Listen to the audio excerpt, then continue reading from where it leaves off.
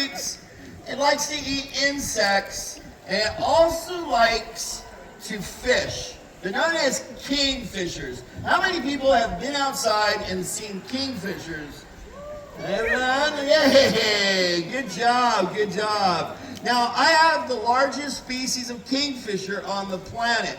It's known as a terrestrial tree kingfisher, and his name is Biame. Everybody welcome Biame to the stage. Biame is the largest species of kingfisher, known as the terrestrial tree kingfisher. But because it's not from the United States, these birds have developed a different way of eating and what it eats. This bird does eat a lot of insects, but it doesn't like to eat fish or go fishing at all. They do like to eat lizards, snakes, and they hunt small mammals. Now, Biame here, what he does if he's hunting a mouse is that he does hunt with his family group.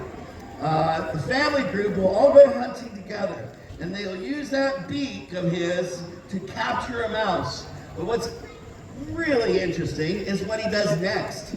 He takes that mouse and slaps it on a rock, over and over and over. Good mob boss kind of slap, you know what I'm saying?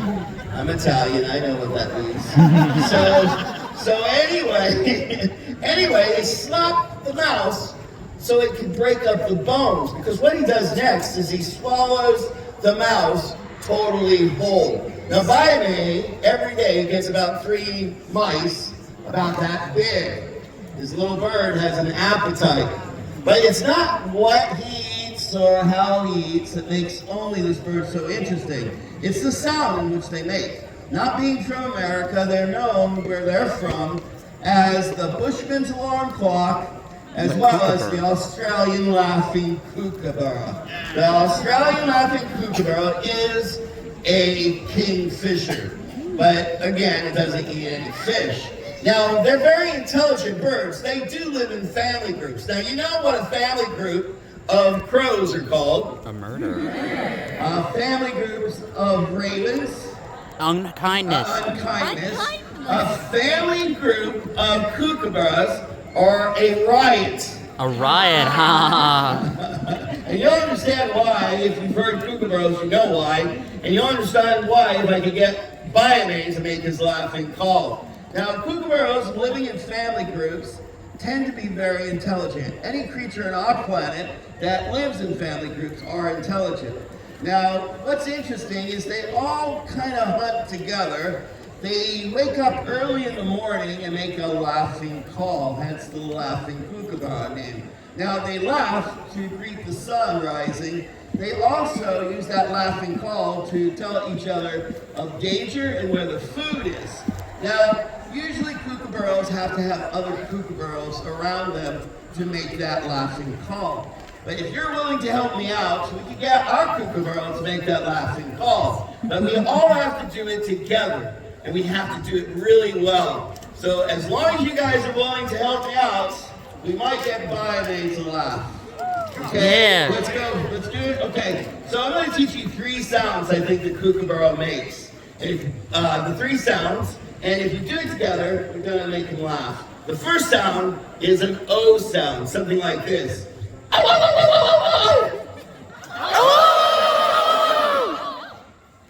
What are you looking at over there, huh?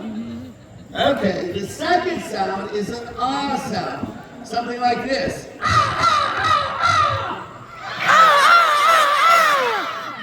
Wow, professionals.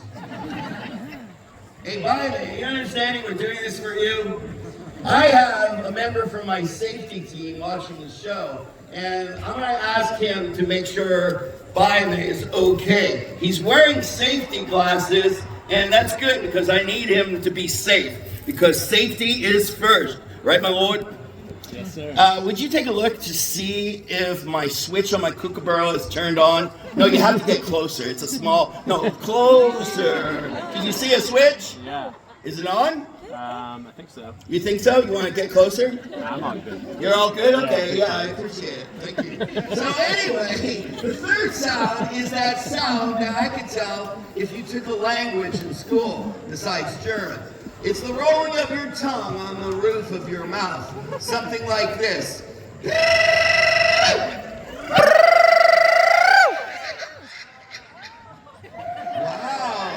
Now, if we all do it together, let's see if we can get them to laugh a little longer. And the count of three. 1, 2, 3.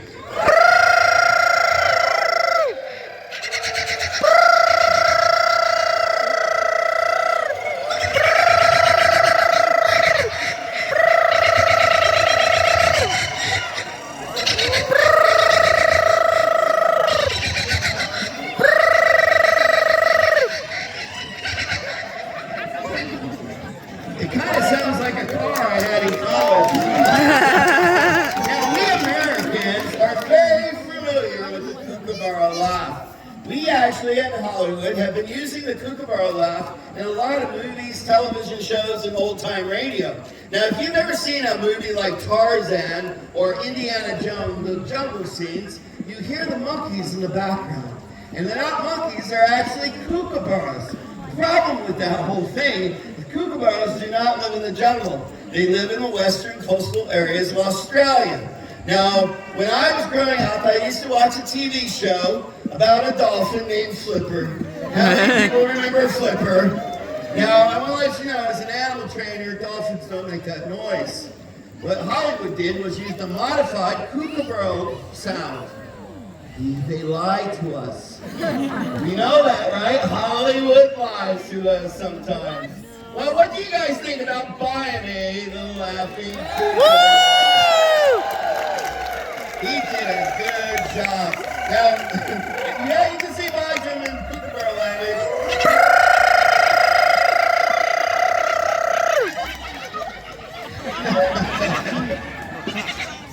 Oh my goodness. You ever wonder what a wildlife expert does for a job? Marina, right there, everyone. The kookaburra whisperer. So, Biome, even though he hunts mammals, isn't considered a bird of prey. You guys want to see a true raptor? Yeah. Awesome. This next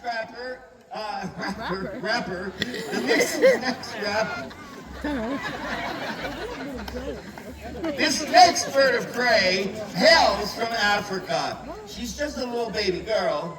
She's only 30 weeks old. Aww. Yeah. And her name is Mania. And she is an African auger buzzard. Everybody welcome Mania to the stage. Come on out here, Mania. Oh. Now, Mania is only 30 weeks old. She's a big little girl. But what's interesting is she is an African auger buzzard. Now, some of us, being from America, we think of buzzards as being vultures. Well, we Americans have mislabeled vultures. We're the only English-speaking country that actually call vultures buzzards. What, Doug? Aww. That's kind of close. So anyway, we in America call vultures buzzards. Unfortunately, we're wrong. Even though we've done it from the very beginning of America, what happened was the early Americans came over in boats from Europe. They looked in the sky and there were these big black birds flying above them. I just love parenting in New York. It's kind of like, reminds me of me growing up. Parents don't worry about this big bird flying over your kid's head. It's all about the experience. Safety last.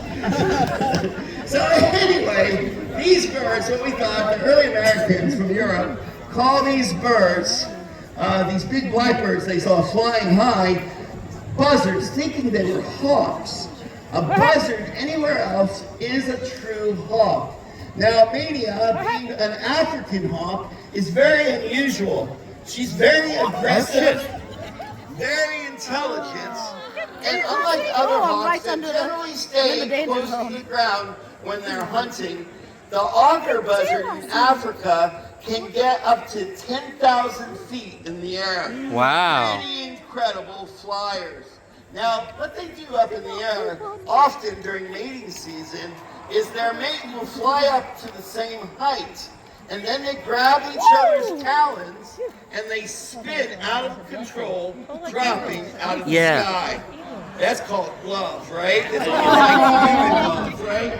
Anyway, they're very interesting birds. Not only do they hunt, but they also steal food from other animals. There have been stories about the auger buzzard stealing food from lions and hyenas. So you have to be pretty smart or dumb to steal food from lions and hyenas. But really what she has going for her is she's very aggressive, but very smart as well. Now, people don't understand that we humans all over the world throughout our entire history have been training birds like mania to help feed our family. Every culture on our planet had some form of what we call a sport of falconry. What sport of falconry really is training your wild bird to catch your food to feed your family. Now, those 5,000 years that humans have been training birds, not much has changed. As a matter of fact, the way we train these birds is very like they trained 5,000 years ago. Today, we just call it positive reinforcement. What that means is every time the bird does something we want it to do, hey, Mania, go to Izzy. There you go. Anytime the bird does something we want it to do, we give it a food reward. We call it a tidbit of food. People can go, what is it? What are you feeding him? I say it's called Mises Pieces. Actually, it's little bits of chicken cut up. But that allows them to be motivated to follow instructions and also to be aware of where we want them to go. So it's a pretty exciting sport. Now, it's been practiced by everyone in the world. It's called a World Heritage Sport. It's incredible because the sport of falconry has affected our language, our religion, as well as the way our societies are set up. We actually use thousands of phrases from medieval falconry. For example, let me bring her over here. Come in, Mania. Now you'll notice the equipment hanging down from her legs. We call that anklets and jesses. It's like a dog leash and collar. It's the way in which we can control our bird. But one of the phrases we got from medieval falconry is when you're under control or you're under someone you have under your thumb. Well, we have Mania under my thumb wrapped around my little finger. That phrase that we use, and we use thousands of them, tidbit of information. We're tidbitting our gloves so Mania comes back to us more and more. That's from medieval falconry. And ready for this? A boozer? That terminology about someone who drinks a lot is actually a medieval falconry phrase describing a bird drinking water. If you ever see a bird drink water, they lift their head up like they're drinking out of a bottle, gulping. Well, they were called boozers. And we basically changed the name a little bit to boozer. Did you get that picture? I hope so too. You got the last thing a squirrel sees before it dies. So anyway, 5,000 years old. I think a squirrel sees before it dies. Somehow in their history practiced falconry. Now, not only was it a way in which we fed our families, it also was giving us early humans a little bit of entertainment. Now, people always worry about hunting as being a blood sport, but falconry was a little bit different because what we do with falconry is that we use the natural behavior of the wild bird to do what it normally does, and that's to hunt and eat. Now, these birds are never dominated or domesticated. They remain wild. For the rest of Mania's life, she is considered a wild bird of prey. Now, the reason why she sticks with us is because birds of prey, like humans, are what we call opportunistic. They want to work the least amount for the greatest reward. Sounds like us, right? Well, Mania knows she has the easiest meal she can get. And so she can get and stick around us humans. As long as we respect her, she'll stay around us and basically know that she's going to get fed every day. That's why just seeing a bird fly, you think of all the stories that we have with growing up as children. Come on over here, Mania. Growing up as children and fables and fairy tales. Just think of all the stories had something to do with birds. Humans are fascinated by the flight of birds. Because of that, it's not only helped us feed our families, it's also entertained us. Now, what happened to falconry is falconry started to get less popular because people could afford rifles and gunpowder. And when that showed up in human history, people stopped practicing falconry. And so right now, there's not very many falconers in the West. In the United States, out of 340 million people, we only have 6,000 falconers in the United States. Great Britain, medieval falconry was at its height. Today, just Great Britain alone, they only have 35,000 falconers. Now, where we believe that falconry originated in the Iranian plateau, in one city like Dubai, they estimate 1 million falconers in one city. In the East, if you're anyone, you most likely had some experience flying a bird. In the tallest building in Dubai, they have a daycare. Because it's so popular even today, that daycare isn't for humans. It's for falcons. People in the East bring their birds to work. And when they get done showing them off, really? Hey guys, you know how SeaWorld has a splash zone? Well, the bird show at the Renaissance Fair has a splash zone too. Now, my birds are trained, they're not housebroken. So if you look up, make sure your mouth is closed. It's just a little bit of an advice from a bird person. Not only that, these birds are known to slice their meat 10 feet in any direction. So if you're within 10 feet of that bird, you're in the splash zone. So anyway, in Dubai they have the medical center too, the same building as the daycare. And it's the most technologically involved medical center. It's not for people, it's for falcons. The falconry is so important to the cultures in the East that people spend a lot of money taking care of their birds. So what do you think about Mania? Exciting animal? Woo!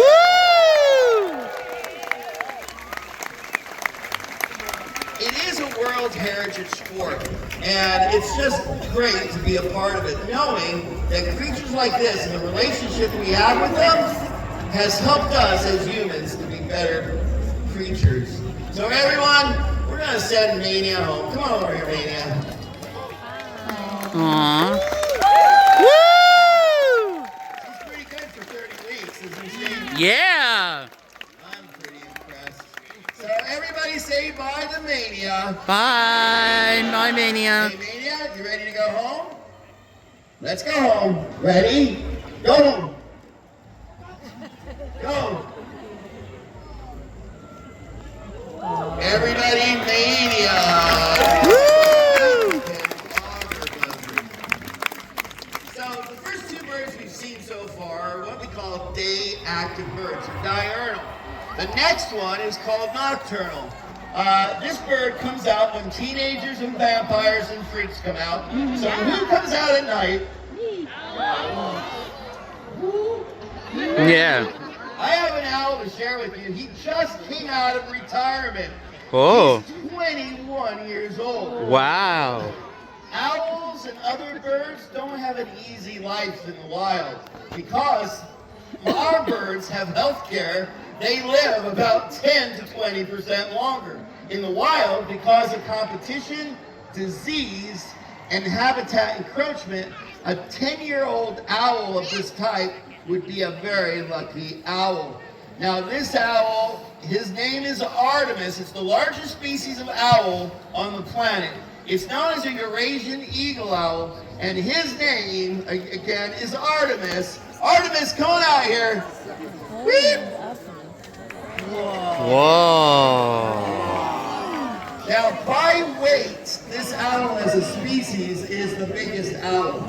There are owls that have larger wingspan, but I think weight beats wingspan in my book. But Artemis is a very big owl. In the wild in Europe, these Eurasian eagle owls hunt deer. They hunt deer, and this is how they do it. They basically wait for the deer to lie down at night in the grass. Then the Eurasian eagle owl lands on the deer's head with its talons. They squish the deer's skull until it cracks and kills the deer. There is about 700 pounds of pressure per square inch in his talons. He's a very, very strong bird. The interesting is that these birds are strong, but all birds of prey use their talons in some way to catch their food or kill their food. And so they are pretty impressive. Now, wow. So these birds are very, very powerful. Anyone want to guess how much Artemis weighs? Less than 4 pounds. He looks a lot bigger than he actually is. Remember, you have to remember, owls have hollow bones and mostly all feathers. Now, to prove it, if you took all the feathers off his head would be the size of a tangerine. Very small. Now, besides being an aggressive hunter, owls are what we call apex predators at night. The Eurasian eagle owl can use those orange eyes to see very well at night. By using starlight and moonlight, the Eurasian eagle owl, as well as other owls, can see a mouse at 100 yards away. Pretty incredible eyesight. Now, owls, besides seeing things very well at night, they also hear, cover your face, they also hear very well. Take a look at Artemis's face. Around his eyes are circles of feathers, or a pattern of feathers that are circular. That's what we call a facial disc. A facial disc acts like a radar dish. He basically turns his head and funnels the sound around his head into his offset ears. Hey, Artemis, you're gonna go to Izzy? You're gonna have to jump up there, Izzy. Go over there, Artemis. Hey, Izzy, I don't think he gives a hoot. Woo! So anyway, those facial discs acts like a funnel. Owls have offset ears. One ear is higher than the other. So the owl can triangulate where all the sound is coming from. So if you can't see a mouse from 100 yards away, he can hear a mouse under 3 foot of grass and snow. Wow. The owls also, being an apex predator, they have camouflage feathers. And if you look really close at their feathers, their edges of their feathers are serrated and soft. And so owls are the only bird that fly totally free. Hey, Artemis, over to John. John. John. There you go, buddy. He's an old guy. It takes him a while. So anyway, Artemis has very soft feathers that owls are the birds that we have on our planet that fly without making a sound.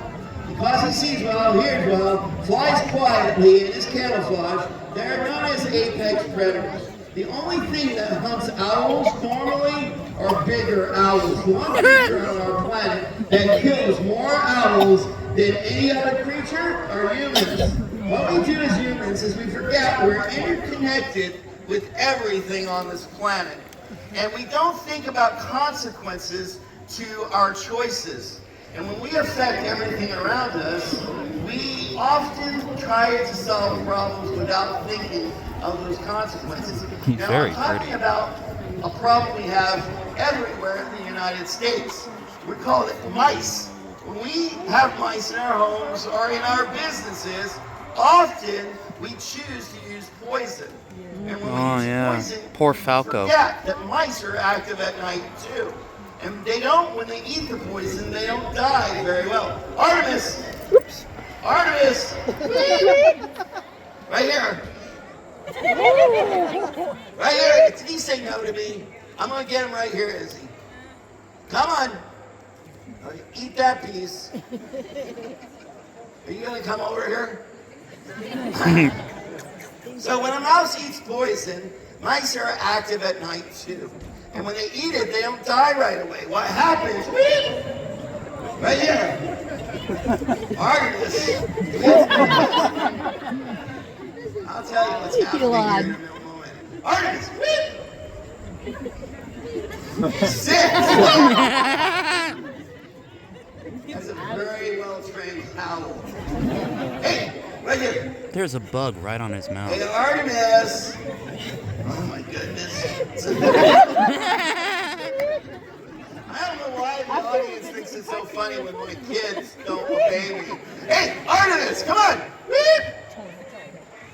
Isn't that funny? Are you his manager? Come on, Artemis. Oh my goodness. So let's go back to that poison mouse. So mice don't die right away. Come on. Izzy.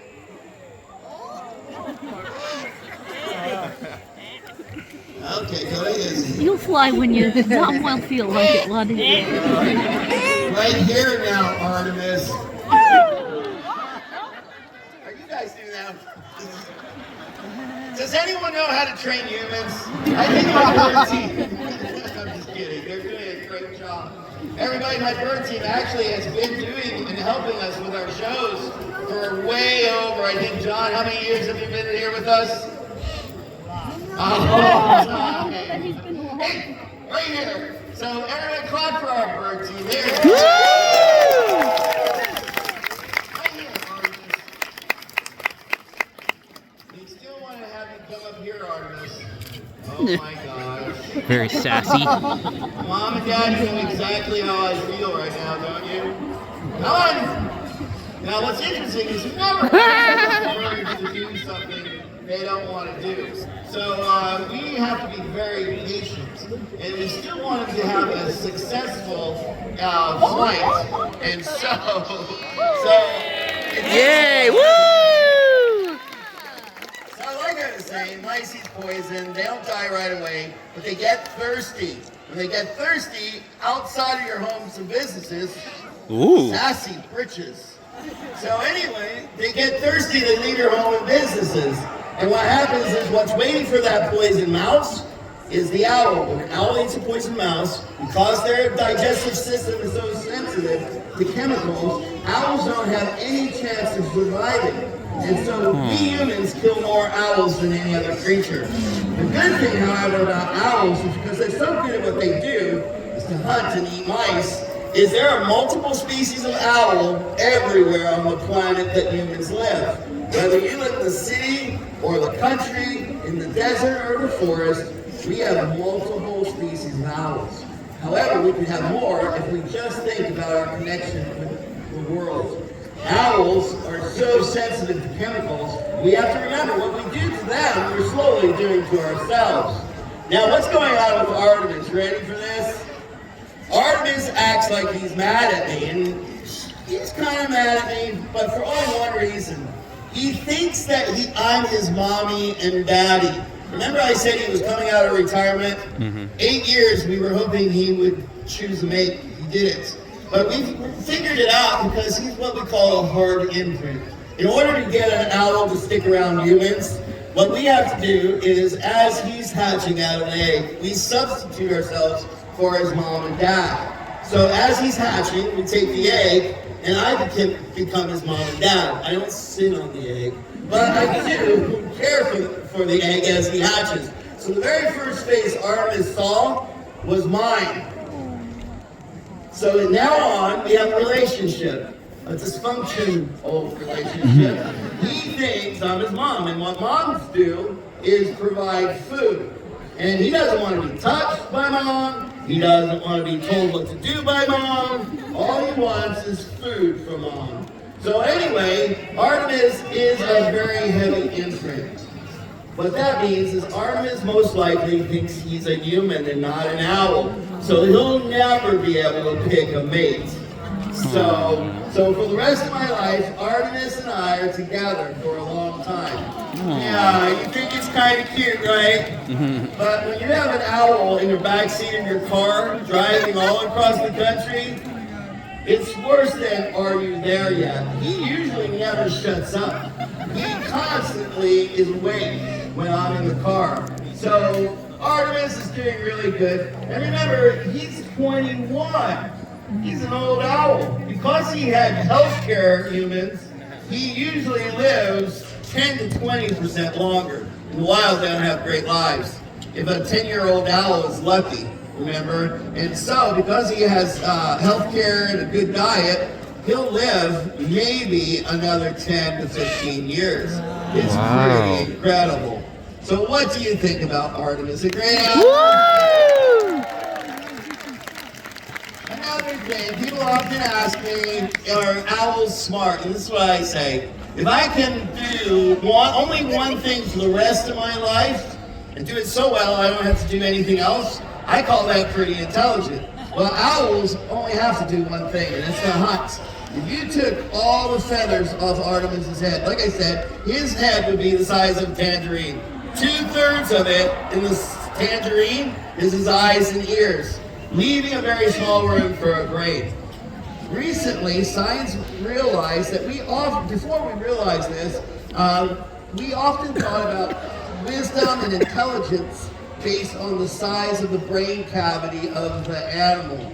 We started realizing there's a lot of animals very smart, almost as smart as humans, for sure as smart as primates. It's not about the space of the brain or the size of the brain. It's about the neurons that the brain has. So we have a big brain with a lot of neurons. Owls have a small brain with a lot of neurons. So I think he's a very wise owl. How about you? Woo! Artemis! Artemis!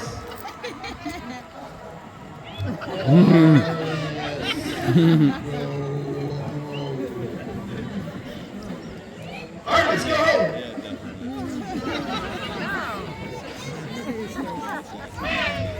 Oh! He knows. Hey, Artemis, go home!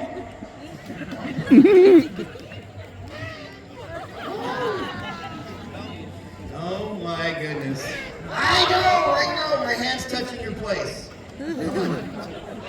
Go home. Home. Sounds like me and Earl. Another thing about what we're waiting for the owl to go home. People often ask, do owls turn their head all the way around? Of course, no. About 280 degrees. Go now. Yay! Woo! Mom and Dad, you know exactly how I feel right now. So everybody, we are Wildlife Revealed. We are a nonprofit, and we appreciate you guys coming out. We've been here for quite some time, and you guys have helped us feed our birds. It takes about $5 to feed a bird for a week. We have 41 birds in the program. 41 times 52 times 5, you think about it, it's a lot of chicken. My parents said I should have been a banker. After that show, I believe them. I, though, think I should be invested in chicken. So anyway, if you want to continue to help us feed our birds, there'll be baskets with our bird team, baskets over here by me, and throw something in our baskets. But you don't have to throw anything in the baskets. You have a smile you can give us. But the most important thing I want you to realize that all of us are interconnected, whether you like it or not. we're way more similar than different. Whatever language we speak, wherever we live, we are closer to each other than we get up to. We basically are interconnected. The world's getting way too small to act anything other than kind. We need kindness in our world. Woo! We can start today. We all need it.